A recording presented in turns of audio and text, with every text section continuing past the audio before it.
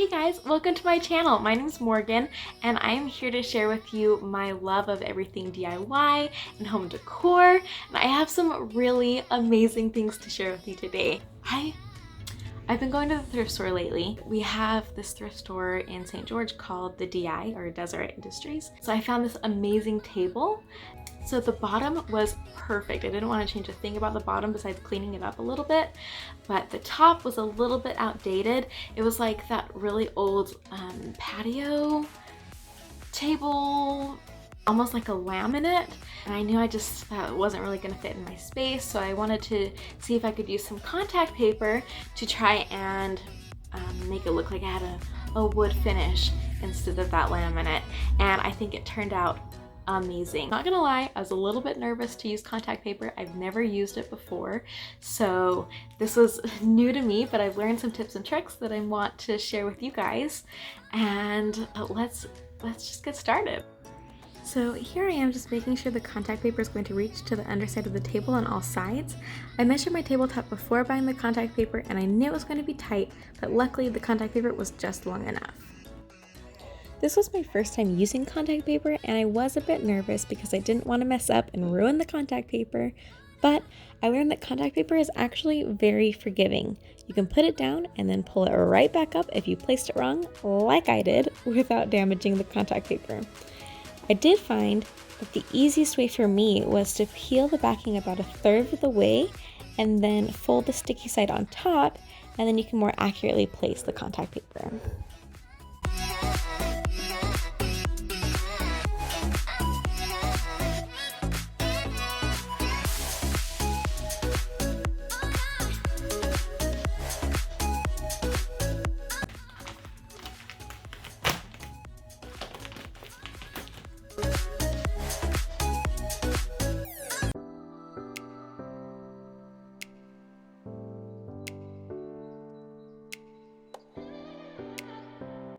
I think I got one of my hairs stuck in here.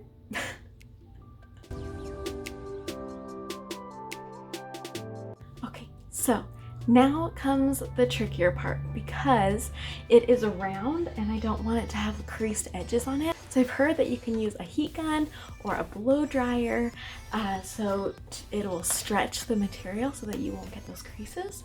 So let's try it out.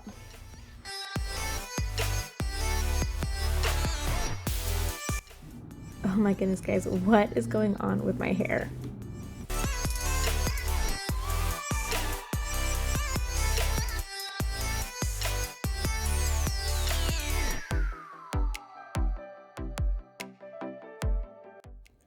Okay, here is a close-up view. Guys, look at those creases just melting away. This trick is pure magic. All you need to do is put the heat gun over the contact paper. It really only takes just a few seconds, and then you'll actually be able to see the paper changing consistency.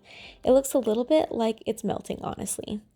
Once you see that change, you just pull the paper tightly and stick it to the underside. Super easy.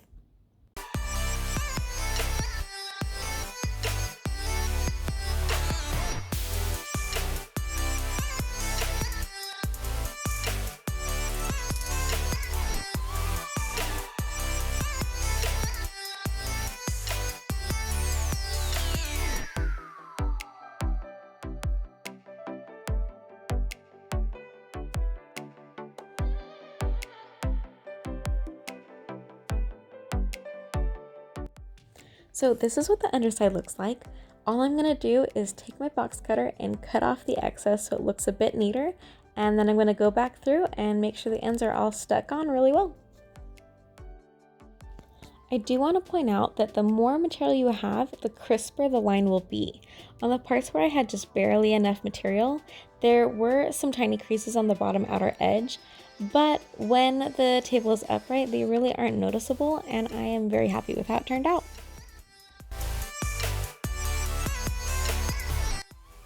Lastly, I noticed that the wrapping on the bottom was coming off a bit, so I just took some Gorilla Hot Glue and glued them back on. And that finishes up this project.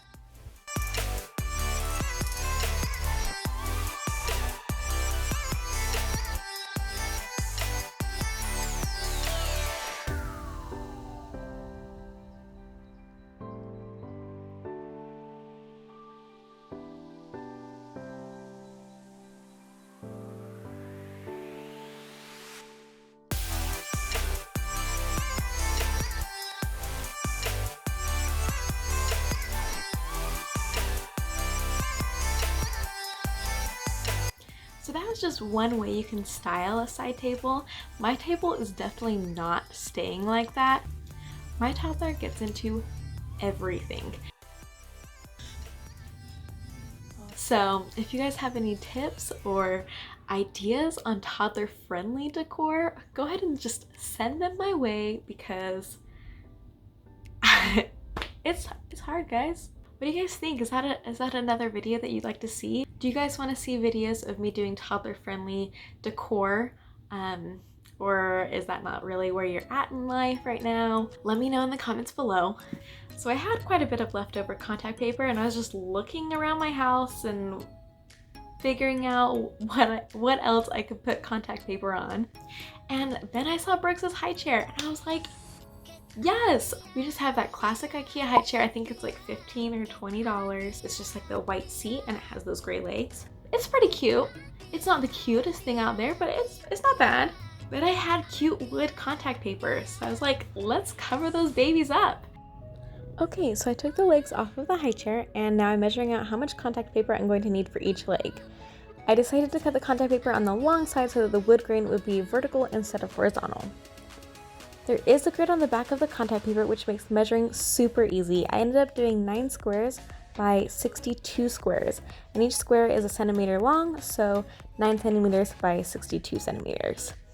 There was a bit of an overlap by doing 9 centimeters, so if that bothers you, you can measure it a bit more precisely, but once the high chair is put together, it's really not noticeable. So you want to start at the top of the leg, the one with the pin sticking out of it. Then peel the backing off a few inches on the short side, line up the contact paper right underneath that pin, and stick that section you peeled up onto the leg.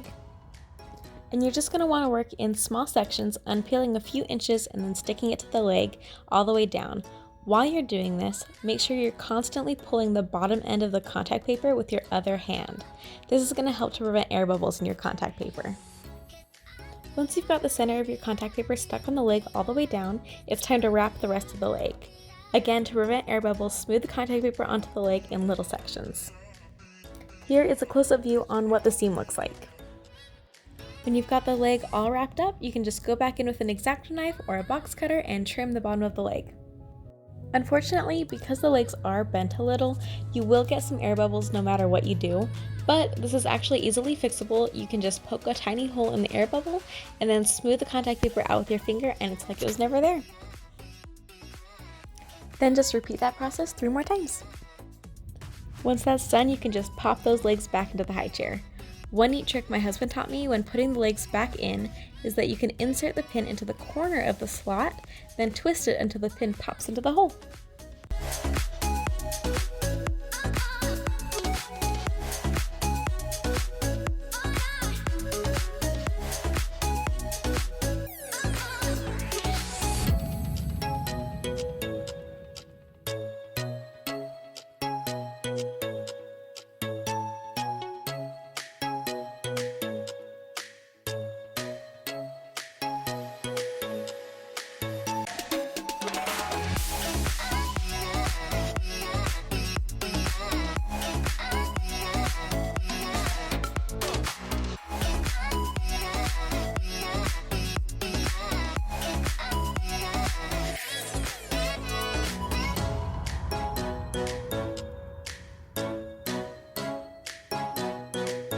Who would have thought that the IKEA high chair legs were harder to cover in contact paper than the table?